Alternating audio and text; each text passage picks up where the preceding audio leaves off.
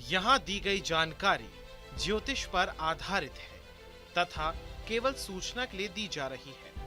TV9 digital इसकी पुष्टि नहीं करता है। यहाँ बताए गए किसी भी उपाय को करने से पहले संबंधित विषय के एक्सपर्ट से निजी तौर पर सलाह अवश्य लें।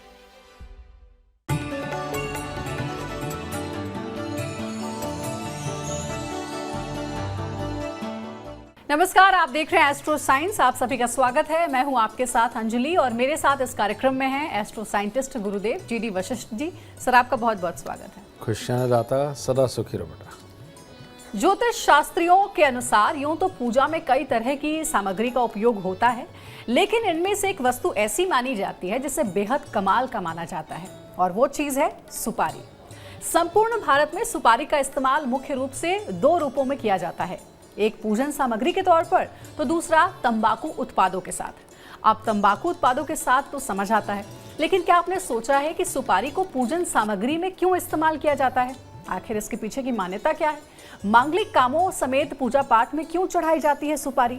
अगर नहीं तो आज इसी का जवाब देंगे हमारे साथ मौजूद गुरुदेव GD वशिष्ठ जी। कहीं जाइएगा नहीं, क्योंकि आज गुरुदेव बहुत ही खास जानकारी इस बारे में आपको देने वाले हैं और इसके साथ ही सभी राशियों के बारे में गुरुदेव बताएंगे कि उनके लिए आज का दिन कैसा रहेगा। तो कार्यक्रम की शुरुआत करते हैं और सबसे पहले गुरुदेव से हम जानते हैं कि आखिर पूजन सामग्री के तौर पर सुपारी का इस्तेमाल क्यों किया जाता है? हमारे संस्कारों में, हमारी पूजन विधि में, हमारे ग्रंथों में धरती पर उत्पन्न हर चीज के महत्व को आंक करके फिर लिखा गया और साथ में जो सबसे बड़ी प्रधानता दी गई हमारे वेदों में भी हमारी सोच के अनुसार लेने वाले डिसीजनों को, और वो डिसीजन से किसी को तकलीफ ना हो और हर जन का भला हो सके। पशु हो, पक्षी हो, पेड़ हो, पौधे हो, वातावरण हो, जल हो, हर कोई सुखद अवस्था में रहे और पौष्टिक अवस्था में रहे, इसके लिए हमारे पूरे वेद लिखे गए।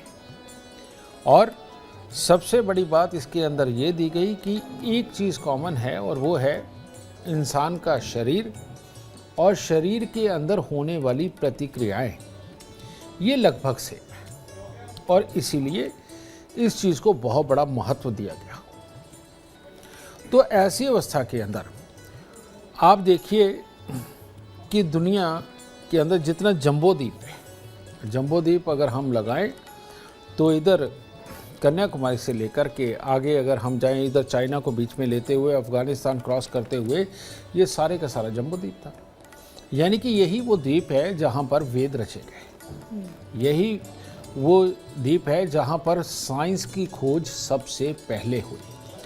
आज भी जो हम अंतरिक्ष में जा करके ढूंढ रहे हैं, वो बिना अंतरिक्ष में जाए हमारे ऋषि मुनि सबसे पहले लिख करके गए, आयुर्वेद दे करके गए, ग्रह नक्षत्र दे करके गए, उनके साथ होने वाली घटनाएं दे करके गए। और सूर्य ग्रहण, चंद्र ग्रहण कब से, कितनी सदियों से चला आ रहा है, समझिए। और जबकि अगर हम पश्चिम में जा कर के देखें तो शायद 1,000 साल पहले उनको ये पता चला कि ये ग्रहण भी लगते हैं। तो अगर साइंस के मामले में अगर हम देखें तो जम्बूद्वीप सबसे आगे रहा है। अब यहाँ पर सबसे पहले जो खोज हुई वो सितारों की, नक्षत्रों की हुई और सितारों और नक्षत्रों के आधार पर दो चीज़ों की खोज हुई, हमारे देवी देवताओं की और उसके साथ में आयुर्वेद की। ठीक है। और इन सब को उसी के साथ जोड़ा गया, जैसे कि सूर्य को श्री नारायण के साथ में, चंद्रमा को श्री भोलेनाथ के साथ में, मंगल को हनुमान जी के साथ में, बुध को माँ दुर्गा के साथ में, बृहस्पति को गुरुओं के साथ में, और शुक्र को माँ लक्ष्मी और शनि को भैरव जी के साथ में, ये जोड़ा गया। ये एस्ट्रोलॉजिकली खोज है और उनके देवता हैं। लेकिन आयुर्वेद में भी देवता होते हैं। आयुर्वेद के अंदर जो मुख्य देवता रहे हैं उनके अंदर ये आप लौंग, इलायची, तुलसी पत्ता और उसके अंदर सुपारी, पान का पत्ता, लौंग, ये देवताओं की कैटेगरी में आते हैं। और इसीलिए आप देखते हो कि हमारे हर पूजा पाठ के अंदर पान चढ़ाया जाता है परमात्मा को। कारण ये कि उसके अंदर लगने वाली लौंग, उसके अंदर प्रयोग होने वाला चूना और उसके अंदर प्रयोग होने वाली सुपारी। सुपारी एक ऐसा फल है जो हमारे शरीर के अंदर उतर करके हमारी कोशिकाओं को सुदृढ़ करने का काम करती है। सुपारी का गुण है कि हमारे खून को प्यूरिफाई करती है। सुपारी के अंदर का जो तत्व है वो हमारे अंदर नए रेड सेल्स को जनरेट करने का काम करता है। और सुपारी जब चूने के साथ मिलाकर के खाई जाती है तो रेड सेल्स और वाइट सेल्स दोनों को ही बहुत ज़्यादा इम्प्रूव करने का काम और हमें स्वस्थ रखने का काम सुपारी और चूना मिल करके करते हैं। इसीलिए हमारे पूजा स्थान के ऊपर, पूजा स्थान, अब जब हम पूजा करते हैं चाहे वहाँ सुपारी रखें, पूरा पान रखें, वहाँ मिष्ठान रखें, फल रखें, परमात्मा को भोग लगता है। उनको अर्पण करने मात्र से उनको जो तृप्ति मिलती है, लेकिन खाता कौन है? पुजारी, पुजारी का परिवार, वही सब है। इसीलिए सबको स्वस्थ रखने के लिए, अब पहले लिपि नहीं हुआ करती थी, लिपि यानी कि लिखत पढ़त नहीं होती, तो सीखना सिखाना बहुत टफ था। तो ऐसे में संस्कार बना करके लोगों के सामने, आंखों के सामने वो वस्तुएं रखी गई कि तुम्हारे लिए क्या अच्छा है क्या बुरा है, ये बुरा बताया जाता था, अच्छा सामने रखा जाता था, तो लोगों को पता था। अब अगर पुराने बुजुर्गों के अंदर हम चले जाएं तो हर घर के अंदर लगभग सुपारी खाई जाती थी।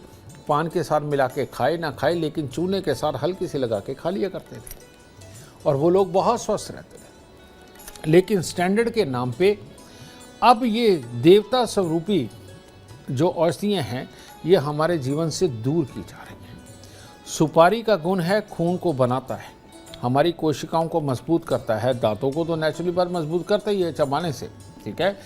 तो सुपारी को इसलिए क्योंकि उसका सीधा संबंध जो है खून के साथ है, और खून बनेगा तो शरीर चलेगा, खून बनेगा याददाश्त होगी, खून बनेगा बुद्धि होगी। तो इसीलिए ये प्रधान फल पूजा पाठ के लिए बनाया गया, यानी कि कोई भी देवी देवता के रूप में अगर हमने स्थापित करना है तो हम सुपारी को स्थापित कर देते हैं, क्योंकि ये कहे कि सुपारी के अंदर खून है या खून को बनाने की ताकत सुपारी के अंदर है, इसीलिए हमारे देवताओं को ये अर्पित की जाती है और देवता समझ के इनको स्थापित किया जाता है। ये सुपारी का सबसे प्रधान गुण है। और बल्कि मैं तो ये कहूँगा कि हिंदू, मुस्लिम, सिख, ईसाई की कोई बात नहीं, किसी भी धर्म की कोई बात नहीं, हर धर्म वाले को सुपारी ज़रूर खानी चाहिए और रोज़मर्रा में खानी चाहिए। ना दांत खराब होंगे, ना कभी खून दूषित होगा, ना कोशिकाएं टूटेंगी, और साथ में रेड सेल्स बहुत इम्प्रूव होंगे। और चूने के साथ लगा करके अगर ये खाया जाता है तो ऐसी अवस्था के अंदर वाइट सेल्स, रेड सेल्स ये इम्प्रूव होते हैं, कैल्शियम की कमी पूरी होती है, और औरत में औरत वाली ताकत और मर्द में मर्द वाली ताकत हमेशा बनी रहती है। और एक बात और मैं बता दूँ, पहले हमारे घरों की औरतें भी पान खाया करती थी, आजकल ये बंद हो गया। जो औरत भी सुपारी और चूने वाला पान खाती है, बेटा इनके जो भी इनको उम्र के साथ में समस्याएं आती है, मेनोपॉज की प्रॉब्लम आती है, इसके अंदर इतनी मदद मिलती है, कोई साइड इफ़ेक्ट नहीं होता, मानसिकता नहीं हिलती और बहुत देर तक वो औरतें जवान रहती हैं। जो चूने वाले पान के साथ सुपारी लगा करके बाद में जो भी मीठी चीज़ें मीठे पान में डाली जाती है वो डाल के खाती हैं, वो औरतें कभी जल्दी बूढ़ी नहीं होती और उनके शरीर के अंदर कभी भी खून से निमे से संबंधित प्रॉब्लमें नहीं आती जो ये पान खाती है। तो इसीलिए सुपारी को प्रधान फल माना जाता है और इसीलिए ये परमात्मा समझ के इनको स्थापित किया जाता है। बहुत ही अच्छे से समझाया आपने गुरुदेव, और इससे पहले सुपारी से जुड़ी इतनी सारी बातें हमें पता भी नहीं थी जो आपने आज बताई हैं। अक्सर हम ये देखते हैं कि पूजा की सुपारी खाने की सुपारी से अलग होती है। खाने की सुपारी बड़ी और गोल होती है, लेकिन पूजा में जो हम इस्तेमाल करते हैं वो सुपारी छोटी और थोड़ी लंबी होती है। इसके साथ ही पूजा की सुपारी का तल एकदम सपाट होता है। इसके पीछे भी कोई कारण है क्या? क्योंकि सुपारी तो सुपारी ही है। गुरुदेव बताइए इस सवाल का जवाब। नहीं बेटा, पूजा के अंदर हम बिन पैंदे का लोटा नहीं ले सकते हैं कि जिनका तला फ्लैट है उनको हम लेते हैं तो ये शुभ है, लेकिन सुपारी सही मायने में सुपारी ही है। सुपारी जब स्थापित की जाती है तो वो साबुत होती है और बाद में उसी सुपारी को काट के कई लोग भिगो के खाते हैं, कई लोग कच्ची खाते हैं, ठीक है। और ये दोनों ही अवस्थाओं में बहुत ही लाभकारी है, इसमें कोई दो राय नहीं है। लेकिन मेन इसका गुण प्रधान है। इसकी जो संरचना होती है सुपारी की, जैसे हमारे शरीर के अंदर कोशिकाएं जुड़ करके एक पूरा शरीर खड़ा कर देती हैं, वही जो कोशिकाओं का एक अहम पार्ट है वो इस सुपारी के अंदर पाया जाता है। जिस तरह से हमारी कोशिकाएं भी खून के साथ ही संचालित बनती हैं, इसी प्रकार से इसके अंदर भी आप देखिए रेड आपको स्पॉट वो नज़र आएंगे, वो भी वही एक तरह की धातु है जो खून को बनाने का काम करती है। तो मेन बात यही है। और धरती पर अमृत के रूप में अगर कोई चीज़ है तो सबसे बड़े अमृतों में चूना है, सुपारी है और हल्दी है और शहद है। इसीलिए ये सारी की सारी चीज़ें परमात्मा को अर्पित की जाती है। परमात्मा को अर्पित करने का मतलब प्रसाद के रूप में पुजारी का परिवार और वहाँ पर भक्त के रूप में आने वाले सबको ये प्रसाद के रूप मिल करके एक अच्छा स्वास्थ्य प्रदान किया जा सके, इस सोच के साथ में इनको ये जो प्रधान फल है इनको पूजा पाठ में रखा गया। गुरुदेव, क्या सुपारी को पूजन के लिए इस्तेमाल करना आम जीवन पर क्या प्रभाव डालता है? यानी कि क्या डे टू डे की पूजा में भी सुपारी हम भगवान को चढ़ा सकते हैं या किसी खास विशेष मौके पर? जो भी चीज़ परमात्मा को अर्पित करने के लिए कहा जाता है डे टू डे पे, वो सही मायने में परमात्मा अगर हम देखें तो क्या है? परमात्मा है हमारे भाव। हमारे भाव अगर वो शुद्ध है तो वो परमात्मा है। अगर हमारे भाव अशुद्ध है यानी कि शुद्ध नहीं है तो वो राक्षस है, ठीक है ना। तो जब हम परमात्मा को ये चीज़ें अर्पित करते हैं तो एक तरह की, पहले तो चलो लिपि नहीं थी, हम इनके गुण नहीं जानते थे। अब जब इनके गुणों को हम अब थोड़ा सा जान ही गए, पढ़ लिख के इसके कुछ गुणों को ज़्यादा साइंटिफिकली रूप में जान जाएंगे, तो ये रियलिटी में इंसानियत के काम आने वाली चीज़ है। और इनको प्रयोग करने का मतलब ये है कि अपने पहले स्वास्थ्य को अच्छा करना। जिसके पास अच्छा स्वास्थ्य है उसके पास बुद्धि अच्छी है, जिसके पास स्वास्थ्य और बुद्धि अच्छी है उसकी वर्किंग बहुत अच्छी है। तो सही मायने में इंसान को इंसान बनवाना और भगवान की तरह, देवताओं की तरह सोच के उनके अच्छे कर्मों की वजह से पूरे समाज को लाभ होना, ये सब शुरू तो सुपारी से ही हो रहा है ना।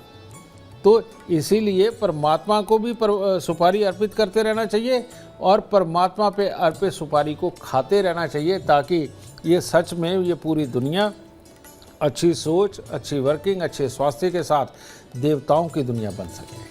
गुरुदेव, सुपारी में किस देवता का वास होता है? पूजा में सुपारी का इस्तेमाल कैसे करना चाहिए? सुपारी किसका प्रतीक है? और क्योंकि हमने ये भी देखा है कि पूजा की सामग्री में जो विधि होती है, पान के साथ ही हमेशा सुपारी को चढ़ाते हैं, अर्पित करते हैं, अकेले सुपारी को नहीं चढ़ाते हैं, ऐसा क्यों? सुपारी, मैंने कहा ना कि कोशिकाएं और खून को बनाने वाला तत्व इसके अंदर मौजूद होने के कारण हम किसी भी देवताओं को स्थापित करने के रूप में सुपारी को स्थापित करते हैं। गणपति जी को स्थापित करना हो हम सुपारी, बिल्कुल। श्री नारायण को स्थापित करना हो सुपारी कर सकते हैं।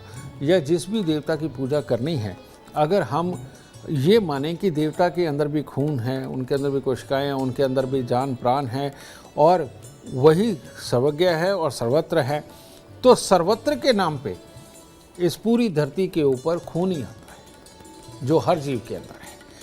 तो वो गुण प्रधान होने के कारण इनको किसी भी देवता के नाम के साथ में स्थापित किया जाता है और पूजन आरंभ किया जाता है। अब इस देवता को अगर हमने स्वस्थ रखना है, कोई रोग भी नज़दीक ना आए, या इंसान को स्वस्थ रखना है उसके पास में भी कोई रोग ना आए, तो ऐसी अवस्था में वहाँ पर कत्था चूना लगा करके मीठी वस्तु जिसके अंदर सौंफ वो भी खून को प्यूरिफाई करने का काम करती है। लौंग हमारी ऑक्सीजन को ज़्यादा से ज़्यादा यादाश्त को बढ़ाने का काम करती है। उसमें मीठी चेरी ये डाला जाता है और भी बहुत सारी वस्तुएं, शायद मैं इतनी नहीं जानता, तो ये सारी जाते हैं। लेकिन पान के अंदर वो सारी वस्तुएं होती हैं जो अंदर से शरीर को और दिमाग को सुदृढ़ बनाने के लिए होती है। तो इसीलिए जहाँ देवता है वहाँ स्वास्थ्य होना भी जरूरी है।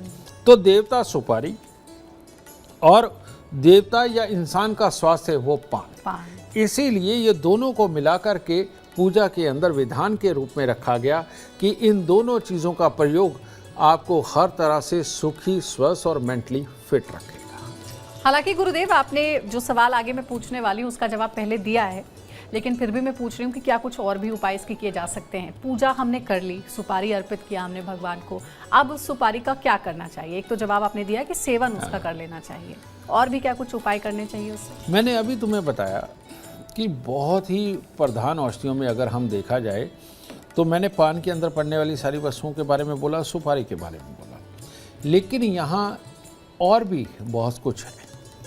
अगर अपने आप को बहुत सुदृढ़ रखना है और स्वस्थ रखना है, किसी भी बीमारी की जो शुरुआत होती है वो श्वास प्रक्रिया के अंदर बाधा होने के कारण होती है, हमारी सोच के अंदर खिन्नता आने के कारण होती है, हमारे खून के अंदर गर्मी ज़्यादा पड़ करके पीलिया पड़ने के कारण होती है, या गर्मी ज़्यादा पड़ने की वजह से बहुत सारी जो तकलीफ़ें होती है उनके कारण होती है जी। तो तुमने एक वो कहावत सुनी होगी, लोहे को लोहा काटता है, जहर को जहर मारता है जी। ठीक है। इसी प्रकार से पूरे वर्ल्ड में कहीं पर भी अगर जम्बो द्वीप की बात छोड़ी जाए तो कहीं पर भी हल्दी का प्रयोग नहीं होता, ठीक है।